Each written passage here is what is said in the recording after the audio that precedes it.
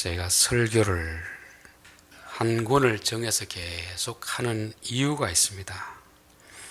띄엄띄엄 하다가 보면은 내가 원하는 부분을 자주 하게 되고 조금 부담스러운 부분은 건너뛰고 싶은 그런 유혹을 받을 때가 있습니다. 그렇게 되면 이 음식으로는 편식하는 것 같잖아요. 늘 복 받는 설교만 하면은 좋겠는데 그렇게 되면 하나님의 의중이 제대로 전달되지를 않습니다. 하나님이 좋을 때 하시는 말씀, 또 하나님이 화가 났을 때 하는 말씀, 이걸 골고루 전해야 되는데 그냥 제가 임의대로 그냥 본문을 정해서 하다 보면은 좋은 것은 많이 하고 싶고 부담스러운 것은 건너뛰고 싶은 그런 유혹이 있습니다. 그래서 저는 처음부터 설교할 때 그냥 정해서 이렇게 쭉 하다 보니까 이게 제게 유익함도 있고 또 부담스러운 면도 있습니다. 유익한 건 뭐냐면은 그 좀 부담스러운 부분을 건너뛰고 싶은 그런 유혹에서 내가 자유할 수 있거든요. 순서대로 쭉 하다 보니까 그냥 내 생각을 따라 하는 게 아니고 그냥 하나님의 생각을 따라 쭉 하니까 자유로움은 있는데 또 한편으로서는 이 성경에 나오는 내용이 계속 반복되어서 나오다 보니까 앞에 나왔던 내용은 또 나오고 다음에 또 나오고 그러다 보니까 야, 우리 듣는 성도들이 참 부담이 되겠다 그런 생각이 들 때가 있습니다. 지난주에 했는 설교인데 똑같은 주제를 가지고 하는가 그럴 때가 있습니다. 이 게으름에 대해서도 잠언에서만 보니까 15번이 나왔어요. 15번이. 왜 하나님이 똑같은 내용을 계속 반복해서 하겠습니까? 성도들의 입장에 봤을 때는 하나님이 참 잔소리가 심한 분이다 이렇게 생각할 수 있고 하나님의 입장에 봤을 때는 어떤 생각이 들겠습니까? 사람이 참 고집이 세구나. 한 번 말하면 들으면 될 텐데 계속 말한다는 것은 못 알아듣기 때문에 알아듣고도 안 고치기 때문에 그렇다는 것을 저는 부모가 되어서 깨닫습니다. 부모가 자식들에 대해서 어떤 일에 대해서 이렇게 잔소리를 하면 그걸 듣고 자식들이 고치면 괜찮은데 안 고치면 또 이야기하고 또 이야기하고 또 이야기합니다. 지금이야 애들이 다 커서 나가 있으니까 뭐 그런 이야기 하는데 중학교, 고등학교 다닐 때 보면 제 마음에 안 드는 부분이 많이 있었거든요. 그럼 불러놓고 또 이야기하고 이야기하면 제 아들이 늘 그럽니다. 여보 1절만 하세요. 1절만 다 알아듣는데 제가 봤을 땐 전혀 못 알아들었는데 집사람은 자꾸 잔소리하는 걸 아이들이 싫어하니까 그만하라고 자꾸 말리더라고요. 저는 꼭 성경을 보면서 그런 생각이 듭니다. 지금 게으름에 대해서 한두 번 말하면 될 텐데 잠언에서만 15번을 반복하고 있습니다. 근데 제가 순서를 따라서 하면 건너뛰어야 되겠습니까? 계속 해야 되겠습니까? 계속 해야 되겠죠. 이 성경에서 가르치다는 단어는 두 가지가 있습니다. 히브리어로 보면 라메드라는 말이 있고 또 샤나이라는 말이 있습니다. 라메드라는 말은 체질화시키다, 체질화. 그리고 샤나이라는 말은 콕콕 찌르다 하는 말이 있습니다. 저는 하나님의 말씀은 지식으로 알면 안 됩니다. 지식으로. 삶의 체질화가 돼야 되거든요. 이 운동하는 사람도 그렇고 악기를 배우는 사람도 그렇잖아요. 다들 몸짱이 되고 싶고 연주를 잘하고 싶은데 왜 그게 안 되느냐 하면은 이론적으로는 잘 알고 있습니다. 이론적으로 안다고 몸이 건강해지는 거 아니거든요. 이론적으로 잘한다고 연주를 잘할 수 있는 게 아닙니다. 아는 지식을 계속 몸에 익숙하도록 계속 반복하는 끈기가 있는 사람은 결국 몸을 만들 수 있고 좋은 연주를 할 수 있습니다. 그런데 이론만으로 그치는 사람들은 백날 배워봐야 연주도 못하고 몸도 만들지 못합니다. 저는 성도의 신앙생활이 같은 말씀을 계속 듣기만 해서는 안 됩니다. 들으면서 이게 내 삶의 체질화가 된다. 체질화가 되면 이런 말씀에도 더 이상 우리에게 부담이 되지 않습니다. 예를 들면 남편이 담배를 피우면 아내가 계속 잔소리하잖아요. 그럼 아내가 잔소리를 그치게 하는 비결은 뭐겠습니까? 담배를 끊으면 됩니다. 아니면 잔소리를 해도 담배를 끊으면 더 이상 잔소리가 들리지 않습니다. TV 뉴스에 보면 담배값을 오르니 이런 이야기해도 우리들은 전혀 스트레스 안 받잖아요. 왜냐하면 나와 상관이 없기 때문에 그렇습니다. 그게 자꾸 내게 걸림이 되는 것은 아직도 내가 끊지 못했기 때문이다. 그래서 여기 보면 게으른 자, 미련한 자 이런 이야기를 계속 반복하는 이유는 우리가 아직도 그 자리에 머물러 있는 것이고 그 자리에서 벗어난 사람들은 이런 이야기를 들어도 하나님이 아직까지 끊지 못한 사람이 하는구나, 그렇게 생각하면 됩니다. 우리 지난주에는 미련한 자에 대해서 말씀을 드렸습니다. 그리고 오늘은 게으른 자에 대해서 말씀을 드리겠습니다. 자, 미련한 자는 주로 어떤 측면을 말하냐면 육체적으로는 아주 열심히 있습니다. 생각이 조금 짧은 사람들, 정신적으로 지혜가 부족한 사람을 미련하다 하는 것입니다. 옛날로 보면은 조선시대 이렇게 양반 이런 이야기 보면은 앞에 마당새 같은 사람 얼마나 열심히 일을 잘합니까? 일로 말하면 육체적으로는 아주 열심히 대단한 거잖아요. 근데 생각은 조금 짧습니다. 일은 잘하는데 생각이 짧다 보니까 좀 바보 같은 그런 소리를 듣는 것이죠. 여기서 게으른 자라는 것은 반대적인 입장이 있습니다. 머리는 잘 돌아가는데 몸이 따라가지 않아요. 몸이 게으른 것을 말씀하고 있습니다. 또 게으르다는 것도 우리가 생각하는 게으름은 아침에 안 일어나고 늦잠을 자고 뭐 이런 것을 게으르다고 하는데, 사실 그런 사람도 자기 좋아하는 일에는 아주 부지런합니다. 학생들이 게으르다는 것은 공부하는 데 게으르다는 거지 게임하는 데는 얼마나 열심을 냅니까? 남자들도 게으르다는 것은 자기 일하는 데 게으르지 자기 좋아하는 일, 뭐 낚시하고 노름하는 일을 얼마나 부지런합니까? 여기서 게으르다는 말은 일을 하느냐 안 하느냐가 아니고 내가 해야 될 일에 대해서 게으른 것을 게으르다 하는 것입니다. 그러면 성경에서 우리 게으르다는 것은 어떤 측면에서 게으르다고 하겠습니까? 성도가 마땅히 해야 될 일에 게으른 것을 게으르다고 하는 것입니다. 성도는 열심을 내야 될 곳이 있고 열심을 내지 않아야 될 때가 있는데, 세상적으로 부지런한 사람도 하나님 보시기에는 게으를 수가 있다는 것을 말씀하고 있습니다. 로마서 10장 2절에 보면 내가 증언하노니 그들이 하나님께 열심히 있으나 올바른 지식을 따른 것이 아니니라. 하나님의 의를 모르고 자기 의를 세우려고 힘써 여호와의 의에 복종하지 아니하였느니라. 유대인들이 종교적 열심은 대단했습니다. 힘써 열심을 내었습니다. 그런데 하나님의 지식을 모르는 거죠. 하나님의 지식을 아는 데는 게을렀기 때문에 육체적으로는 열심을 냈는데 하나님 보시기에는 게으르다는 평가를 받았습니다. 자, 오늘 13절 보니까 게으른 자는 길에 사자가 있다, 거리에 사자가 있다 하느니라, 그렇게 말씀하고 있습니다. 아마 부모님이 아들을 불러가지고 얘야 밭에 나가서 일 좀 해라 시키니까 아버지 길에 나가면 사자가 있습니다, 그렇게 핑계를 대는 거죠. 이 아들은 게으른 아들입니까? 지금 거짓말하는 아들입니까? 거짓말하는 아들이잖아요. 우리도 어느 모임에 가야 될 때 사실 가기 싫으면 그 사람과 별로 안 친하면 아이고 제가 다른 교회에 바쁜 일이 있어서 참석을 못 하겠습니다, 죄송합니다, 이렇게 핑계를 대잖아요. 이 사람이 게으른 사람입니까? 겉과 속이 다르게 말하는 겁니까? 겉과 속이 다르게 말하는 거죠. 그런데 여기서는 왜 게으르다고 하겠습니까? 단순히 하기 싫은 일을 핑계대기 위해서 하는 것이 아니고, 여기도 보니까 길에 사자가 있다, 거리에 사자가 있다 하느니라. 이 말은 뭐냐면 진짜 사자가 있다고 자기는 뭐 하는 거죠? 확신하는 거죠, 확신. 그러나 실제 아마 이 상황에서 2000년 전에 어느 집에서 밭으로 갈 때 산을 넘어가야 될 것 같으면 사자가 내려올 수도 있었기 때문에 그런 또 만난 경험이 있을 거 아닙니까? 그렇기 때문에 이 사람은 지난번에 사자 만났는데 오늘 다 가면 사자가 내려와 있을 것이다, 그 생각에 딱 젖어 있는 것입니다. 근데 아버지가 볼 때는 자식이 사자가 내려오는 길로 보내겠습니까? 지금은 사자가 내려올 때가 아닐 때니까 보내겠습니까? 어느 부모가 사자가 내려오는 그 시간에 자식을 보내는 부모가 어디 있겠습니까? 그런데 자식은 자기에게 이미 선입견, 경험이 있잖아요, 경험. 그 생각을 아버지의 말씀보다 더 확신하는 것입니다. 이게 게으름입니다, 게으름. 적어도 아버지가 말씀하면 아버지 지난번에 이 시간 갔더니만 사자가 내려왔다는데요, 누가 물려 죽었다는데요, 그러면 가지 말아 해야 될 거 아닙니까? 그런데 그게 아니고 아버지 내 생각에 확실하게 가면 사자가 있습니다. 그러니까 현실보다도 자기 생각, 자기의 과거의 경험을 더 믿는 이 사람이 바로 게으른 사람입니다. 누가복음 5장에 보면은 베드로가 밤새도록 그물을 내리는데 한 마리도 잡지 못했습니다. 새벽이 되었어요. 예수님이 저 깊은 데로 그물을 내리라 하실 때 베드로가 하는 말이 참 의미가 있던 말입니다.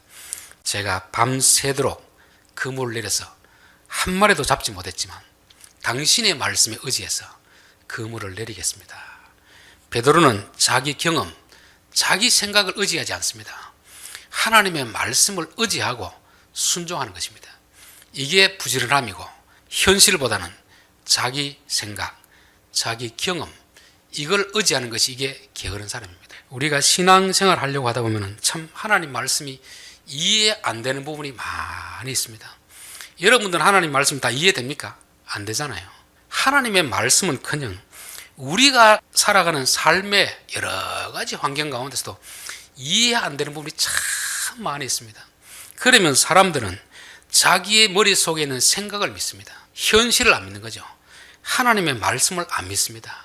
이 사람들이 바로 게으른 사람입니다. 저는 늘 궁금한 게 왜 우리가 밥을 먹을 때는 흰 쌀밥을 먹는데 비어는 노란색이 나올까? 이거 물어봐도 대답해 준 사람이 없어요. 이해가 됩니까? 안 됩니까? 이해가 안 되잖아요. 또 애들이 그 뱃속에서 자라는 걸 보면 어떻게 안에서 이게 쭉 자라가 뼈가 되고 살이 되고 신경이 되고 근육이 되고 이게 설명이 되겠습니까? 이해 안 됩니다. 우리가 살아가는 삶 속에는 이해 안 되는 일들이 참 많이 있습니다. 저는 스마트폰을 봐도 요게 적은 데서 어떻게 이런 기능이 있는가 이해 안 되는 게 많이 있어요. 인간이 사는 세상에서도 사람이 만든 기계 문명도 이해는 안 되지 모르겠잖아요. 하물며 하나님 말씀을 우리가 다 이해할 수가 있겠습니까? 하나님의 말씀은 이해되지 않더라도 그냥 믿고 순종하는 것입니다. 이게 부지런한 사람이고 하나님의 말씀보다 자기의 생각을 더 믿고 있는 사람은 이게 게으른 사람입니다. 그래서 우리가 항상 어떤 생각이 나고 어떤 사람의 말을 들을 때도 이게 진짜인가 아닌가 점검하는 것이 필요합니다. 점검. 그냥 일방적으로 어떤 사람의 말을 믿고 확신하는 것이 아니고 또 내 생각, 내 경험을 믿고 확신하는 것도 아니고 사실이 어떠한가를 늘 점검하는 이런 것이 필요한 것입니다. 여러분 보이스피싱도 한 번쯤 확인했더라면 안 속습니다. 그렇죠? 저는 영적인 보이스피싱도 있다고 합니다. 요즘 인터넷을 통해서 얼마나 많은 설교를 들을 수 있습니까? 그럼 반드시 설교를 들으면 뭘 해야 되겠습니까? 그게 성경이 가르치는 것과 일치한가 다른가를 한 번쯤 점검하면 안 속는데 무조건 생각 없이 맹신적으로 받아들이다 보니까 이단에 빠지게 되는 것이고 사기를 당하게 되는 것입니다. 사도행전 17장 11절에 보면 베레아에 있는 사람들은 데살로니가에 있는 사람들보다 더 너그러워서 간절한 마음으로 말씀을 받고 이것이 과연 그러한가 하여 날마다 성경을 상고함으로 바울의 설교를 듣고도 이 사람이 하는 말이 진짜인가 가짜인가 성경을 내놓고 쭉 점검해 보는 것입니다. 맞으면 아멘으로 받아들이고 그 유명한 바울의 설교도 틀리면 안 받아들이는 것입니다. 이런 과정을 거쳐야 되는데 우리는 좀 유명한 사람 이런 사람이 말하면 무조건 아멘 하잖아요. 이게 영적인 게으름입니다. 저는 우리 성도들이 아무 설교나 듣고 아멘하는 이런 게으른 자가 되지 않기를 바랍니다. 어떤 사람의 설교를 들어도 과연 그 사람이 하는 주장이 성경의 말씀과 일치하는가 반드시 점검하고 나서 맞으면 아멘하고 틀리면 버리면 되는 것입니다. 자, 14절 문짝이 돌적이를 따라서 도는 것 같이 게으른 자는 침상에서 구르느니라. 게으른 자는 이 문이 돌적이죠. 이렇게 딱 있으면 항상 그 기준으로 돌고 더 이상 문은 밖으로 이탈 안 하잖아요. 사람도 마찬가지입니다. 게으른 자는 자기의 생각을 벗어나지 못합니다. 항상 자기가 지금까지 경험했던 그 생각, 그것이 이제 다 굳어져 있는 거죠. 그러니까 자기와 조금이라도 다른 생각을 하면 받아들이지 못하는 이게 영적인 게으름이라 그렇게 성경은 말씀하고 있습니다. 저는 청년과 노년을 구분할 때 나이로 구분하지 않습니다. 그 사람의 생각이 굳어 있으면 그 사람은 노년입니다. 아무리 젊어도 노인입니다. 그러나 아무리 나이가 많아도 생각이 열려 있으면 그 사람은 청년입니다. 저는 목사가 되어서 가장 행복한 것이 성경을 보면서 날마다 깨달아지는 것이 다른 것이 감사가 됩니다. 이 본문 그때 봤었는데 어린아이처럼 겸손한 마음을 가지고 보면 또 다른 진리를 내게 깨우쳐 주는 것이 있습니다. 그래서 저의 모토는 항상 그렇습니다. 어제와 같은 오늘은 싫다. 오늘과 같은 내일도 싫고 어제와 다른 오늘이 되어야 되고 오늘과 다른 내일이 되어야 된다. 그렇다고 뭐 삶이 바뀌는 게 아니잖아요. 늘 생활은 패턴은 똑같거든요. 그런데 어제 깨닫지 못했던 것을 오늘 하나 깨달으면 새로운 삶이 됩니다. 오늘까지 알지 못했던 것을 내일 깨달으면 이게 또 새로운 삶이 되는 거잖아요. 고린도후서 4장 16절에 보면은 그러므로 우리가 낙심하지 아니하노니 그 사람은 후패하나 우리의 속사람은 날로 새로워지는도다. 고린도후서 5장 17절에 그런즉 누구든지 그리스도 예수 안에 있으면 새로운 피조물이라. 하나님이 창조주니까 창조주의 말씀 안에 머물면 매일매일 우리는 새로워지는 것입니다.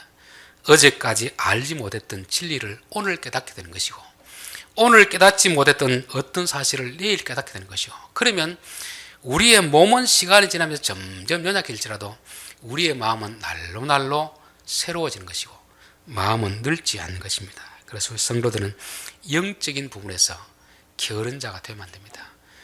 오늘 잠자리에 들기 전에 어제 알지 못했던 것을 내가 오늘 깨달은 것이 있는가? 그건 꼭 성경 지식이 아니라도 좋습니다. 세상적 지식이라도 어제와 다른 오늘 내가 뭔가 새롭게 아는 것이 있어야 잠을 자야 됩니다. 그래야 다르잖아요. 이렇게 우리가 매일매일 새로워지거든요. 서울 사랑의 교회 가면은 제자 훈련이라는 걸 합니다. 제자 훈련. 그런데 그 자격 제한이 있습니다. 50세가 넘으면 받아주지 않습니다.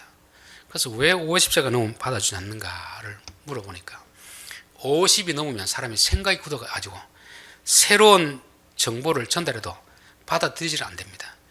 이미 기존 자기가 알고 있던 그 자기만의 철학, 이게 굳어가지고 새로운 사실을 알려줘도 안 받아들이기 때문에 그런 사람은 와 훈련시켜도 효과가 나타난답니다. 그 말도 맞겠다 생각이 들어요. 그래서 저는 하나님, 우리가 나이가 늙고 노년이 되어도 우리의 생각은 굳어지지 않게 하옵소서. 항상 열려있는 마음을 가지고 새로운 것은 어린아이를 통해서 배울 수 있는 그런 겸손함을 주십시오. 그럴 때 우리는 매일매일 새로워지는 삶을 살게 되는 것입니다. 자, 15절 게으른 자는 그 손을 그릇에 넣고도 입으로 올리기를 괴로워하느니라. 이 게으른 자의 특징이 바로 그렇거든요. 밥을 다 해와가지고 차려줬는데 이 그릇에 손을 대고도 숟가락 들기를 쉽지 않은 것입니다. 왜 귀찮아하겠습니까? 떠먹여주기를 바라는 거죠. 어린아이의 특징 아닙니까? 어린아이는 부모가 떠먹여줘야 먹지 자기 스스로는 먹지는 않습니다. 뭐 고등어를 내놔도 꼭 가시를 밝혀줘야 먹지 자기 스스로는 먹지 않습니다. 이게 바로 어린아이의 특징인 거죠. 히브리서 5장 13절에 보면 이는 젖을 먹는 자마다 어린아이니 의의 말씀을 경험하지 못한 자요 단단한 음식은 장성한 자의 것이니 그들은 지각을 사용함으로 연단을 받아 선악을 분별하는 자들이니라. 교회 안에 와서도 스스로 성경을 읽고 해석하는 능력을 길러야 되는데 목사가 해주는 그 설교만 듣고 자라면 어린아이입니다. 또 목사의 설교를 듣고도 이 반찬에 가시가 있으면 빼내고 먹어야 되는데 그냥 덥석 먹어가지고 걸려가지고 막 이 토하는 경우가 있잖아요. 이게 바로 어린아이의 특징이거든요. 그냥 주는 것만 받아먹는 이런 상태. 여기 영적으로 어린아이고 게으른 상태인 것입니다. 단단한 음식은 장사한 것이니 지각을 사용함으로 머리를 계속 사용함으로써 이게 자기 스스로 이게 분별해내는 이런 과정이 필요한 것입니다. 이거는 저절로 되는 게 아닙니다. 하나님께서 우리에게 요구하시는 그런 것이죠. 그래서 이런 부분에서 영적인 부분에서 게으른 자들은 계속 젖만 먹게 되는 거예요. 젖만.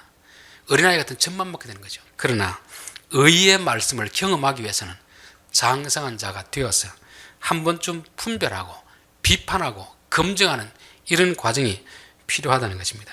16절 게으른 자는 사리에 맞게 대답하는 사람 7보다 자기를 지혜롭게 생각하느니라. 자, 여기서 우리가 게으르다는 것은 육체적으로 게으르다는 걸 말하는 게 아닙니다. 정신적으로 영적으로 게으르다는 걸 말하는 거거든요. 그러니까 왜 이 사람이 게으를까? 성경이 진단을 해놨습니다. 사리에 맞게 대답하는 사람 7보다 자기를 지혜롭게 여기느니라. 사람은 완벽한 사람이 없잖아요. 사람은 모든 걸 다 모릅니다. 박사라도 다 아는 게 아닙니다. 어느 한 부분에서는 남들보다 더 알지만 다른 부분에서는 여전히 배워가야 되는 것입니다. 여러분, 목사라고 성경을 다 알겠습니까? 다 모릅니다. 그런데 다른 사람이 이렇게 조언을 해주면 7이라는 숫자는 성경에서 완전수를 말합니다. 많은 사람이 당신의 생각고 잘못되었습니다. 그렇게 말해도 고치질 않습니다. 왜 그렇게 생각했습니까? 자기가 옳다고 생각하니까, 자기만 똑똑하다고 생각하니까 전혀 바꾸질 않는 것입니다. 이게 영적으로 게으른 사람의 특징입니다. 마태복음 10장 20절에 보면 예수께서 권능을 가장 많이 베푸신 고을들이 회개하지 아니하므로 그때 책망하시되, 예수님은 자기 고향 마을에 가가지고 이들을 구원시키기 위해서 기적도 행하고 권능도 많이 행했습니다. 근데 한 사람도 회개를 하지 않습니다. 예수님이 얼마나 실망이 됐습니까? 자, 그러면서 마태복음 11장 25절에 그때 예수께서 대답하여 이르시되, 천지의 주제이신 아버지여, 이것을 지혜롭고 슬기는 자들에게는 숨기시고 어린 아이들에게는 나타내심을 감사나이다. 옳소이다. 이렇게 되는 것이 아버지의 뜻이나이다. 하나님이 아들을 보내가지고 그 고라신 지역의 사람을 구원하기를 원했는데 기적도 베풀었는데 이들은 전혀 회개하지 않습니다. 왜 그런가 보니까 이들을 스스로 똑똑하다고 생각하는 것입니다. 자기는 어렵다고 생각하는 거죠. 그러니까 하나님이 계시를 열어주지 않습니다. 그러나 어린아이 같은 사람, 열려진 마음을 갖춘 사람에게는 열어주니까 이게 구원의 역사가 있는 것입니다. 게으른 자의 특징이 뭐냐면 7사람이나 그들에게 와가지고 잘못됐다고 하는데도 자기 생각을 바꾸질 않아요. 자기 생각을 바꾸지 않는다는 것은 내 생각이 옳다는 주장입니다. 자기가 어렵다는 거거든요. 그렇게 되면 하나님도 구원할 수 없는 그런 무서운 병이 바로 게으른 병이기 때문에 우리는 항상 어린아이 같은 마음으로 주여 내 생각이 틀릴 수 있습니다. 내가 옳다고 했던 것들이 틀릴 수가 있습니다. 다른 사람의 말에 귀를 기울일 수 있는 겸손함을 주십시오. 그렇게 우리가 늘 살아가야 될 줄 믿습니다. 자, 17절 길로 지나다가 자기에게 상관없는 다툼을 간섭하는 자는 개 길을 잡는 자와 같으니라. 이 게으른 자의 특징은 뭐냐면 다른 사람의 말은 안 듣습니다. 그런데 다른 사람의 일에 또 참견하기는 참 좋아합니다. 아무런 자기와 상관이 없는데 자꾸 이 일에 가서 여기 해라 저기 해라 자꾸 이렇게 참견하기를 좋아하는 것입니다. 왜 참견하겠습니까? 자기가 똑똑하니까, 자기만이 전문가니까. 그래서 참 이 게으른 자가 양면성이잖아요. 양면성. 남의 말은 안 듣고 자기 말하기는 좋아하는 이것이 바로 게으른 자인 것입니다. 우리는 사람을 만나면 그 사람들이 내 말을 많이 들어주기를 원합니까? 상대방이 많이 말을 하는 걸 원합니까?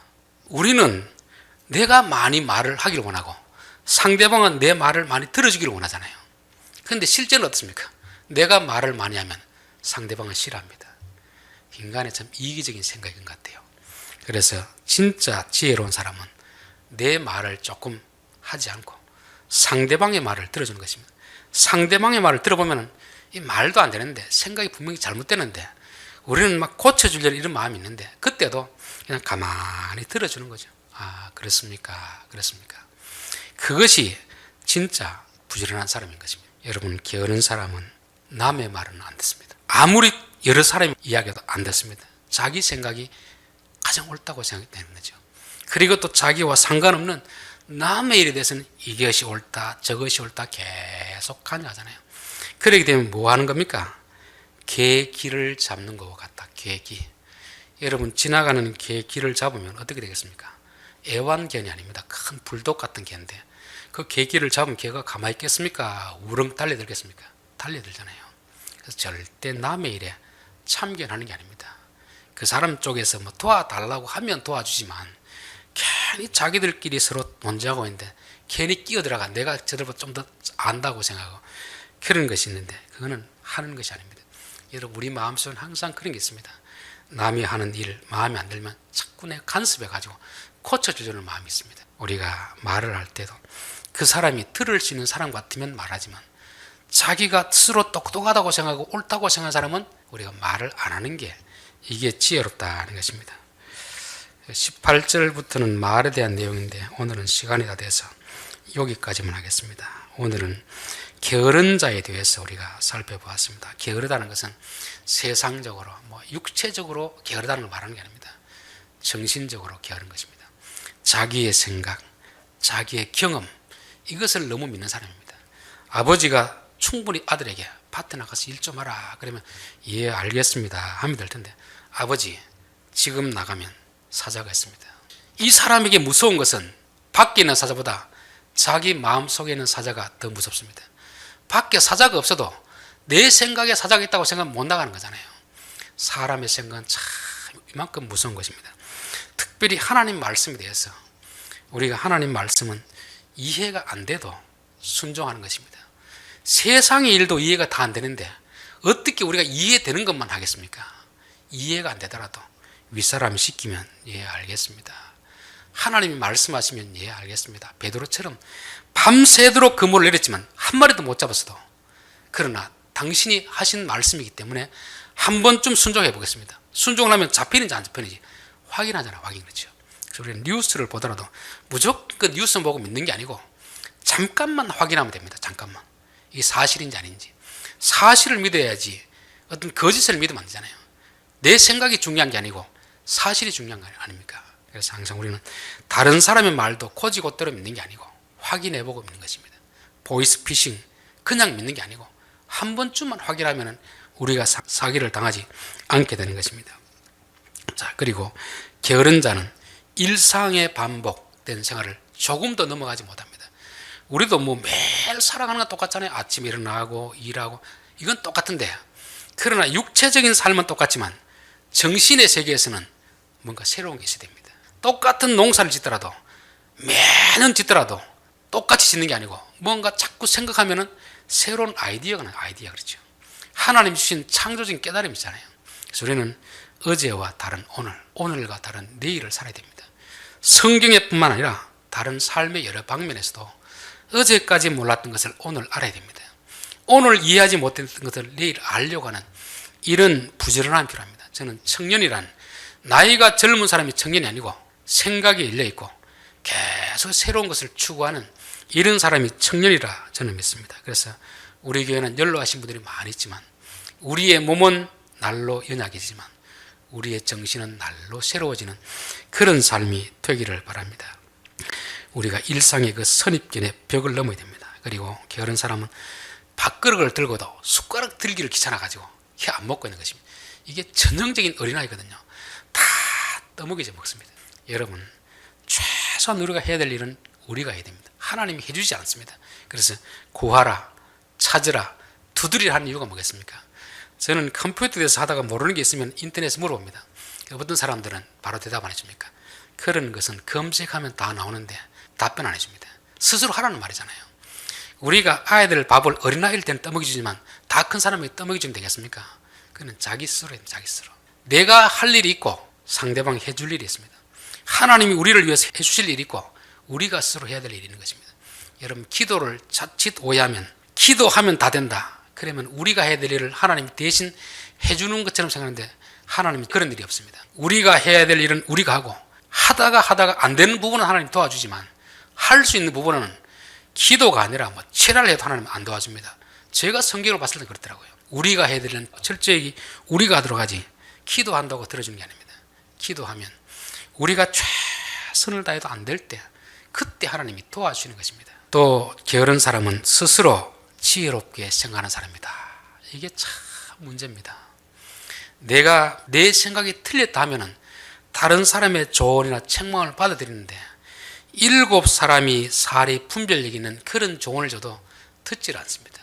왜냐하면 내 안에 스스로 어렵다고 생각하는 이 마음이 있기 때문에 그렇습니다. 저는 우리의 마음이 굳어진 마음이 아니고 항상 열려진 마음 가지고 또 내가 했던 경험이 전부가 아닙니다. 내가 알고 있던 것이 전부가 아닙니다. 더 넓은 세상, 더 높은 수준의 지식이 있는데 우리가 교만하면 받아들이지를 못하게 되었습니다. 그래서 주여 항상 우리에게 어린아이와 같은 겸손함을 주십시오. 어린아이를 통해서 하나님 말씀하잖아요. 엘리 제사장이 듣지 못하는 음성을 어린 사무엘은 듣잖아요. 왜 그랬습니까? 겸손하면 됐습니다. 저는 제가 기도하다 보면 하나님이 제 아들을 통해서도 말씀해 줄 때가 있습니다. 이야, 하나님이 쟤를 통해서 말씀하는구나. 이웃 사람을 통해서도 말씀해 줄 때가 있습니다. 겸손하면 그 소리를 듣는데 교만하면 듣지 못합니다. 마지막으로 게으른 사람은 자기가 똑똑하다고 생각하기 때문에 자기와 상관없는 일에 자꾸 관여하는 경우가 있습니다. 그것은 개의 길을 잡는 것 같다. 그래서 우리가 내가 똑똑하더라도 다른 사람들이 이게 논쟁이 될 때 괜히 내가 나서가지고 나의 똑똑함을 과시하려는 이런 생각을 안 하는 것이 저는 이것이 지혜로운 자다 그렇게 믿습니다. 기도하겠습니다.